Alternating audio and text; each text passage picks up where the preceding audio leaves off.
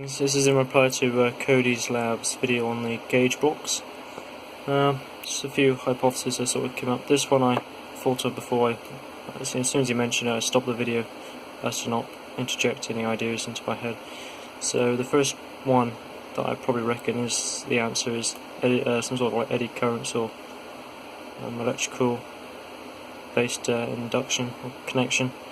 And I looked up the effect Cody mentioned, which he later on said towards the end of the video, which is the van der Waals effect, and I need to look more into that, but I saw some diagrams relating to electrons, but yeah, it seems to be the stuff behind geckos and sticky tape. But anyway, so besides that, this may be related or not, I'm not sure, I need to look more into that. But I believe it could be something to do with an induction. So you've got the two metal gauge blocks and the perfect surface, and basically there's a small amount of sort of induction, maybe from the atmosphere or surrounding area, or just the electrons inside of the blocks, and when they become close enough, there's enough where there's a sort of almost differential between the two, and the two sort of blocks almost become one, and there's like an induction bond, or like a sort of electrons get attracted in this minute space.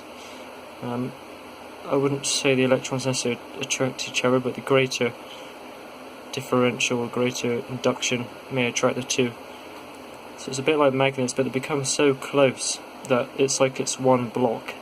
The bonds obviously can't go between them, but the electromagnetic forces and induction forces can.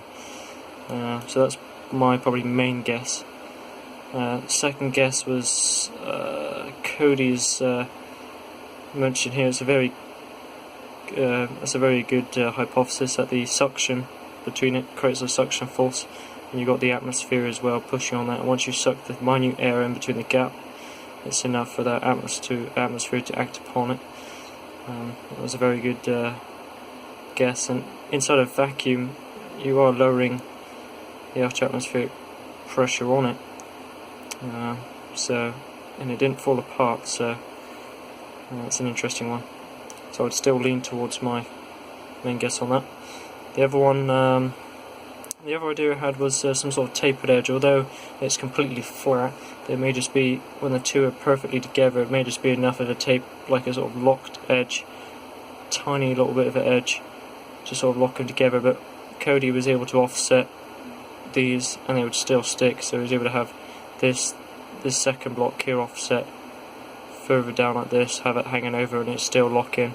So that blows that one out of the water, sort of. And my other guess, so that was Cody's guess, that was sort of mine, my other guess. And another guess I had, which was what Cody later mentioned, sort of what I believe of the finger representation of fingers locking together, is I thought maybe there's normally in metals there is a sort of grain structure, but it's quite diverse. But as you slide it, it could slide sort of surface grain structure to create the